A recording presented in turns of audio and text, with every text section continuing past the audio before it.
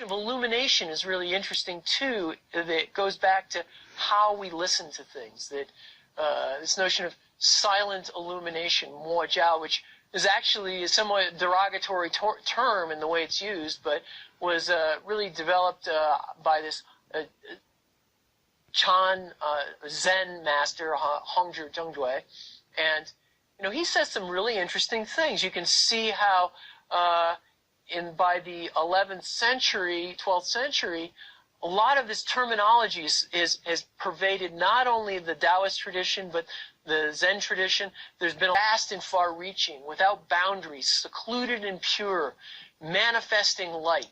This spirit is without obstruction. Its brightness doesn't shine out, but can be called empty and inherently radiant.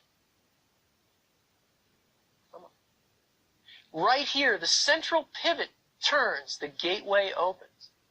So here, he's talking about something that's very similar. He's talking about pivots, gateways opening, arising out of this sense of this silent illumination is just the highest expression of open awareness that you might be able to imagine. You're not watching your breath, you just have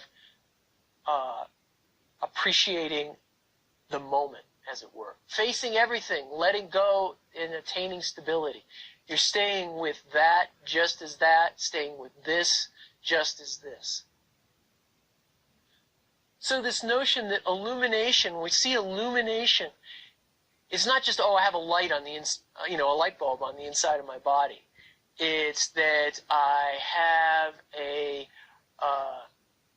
capacity for being quiet enough to see what's there. And that requires open awareness and allows us to awaken to reality, as it were, awaken to perfection.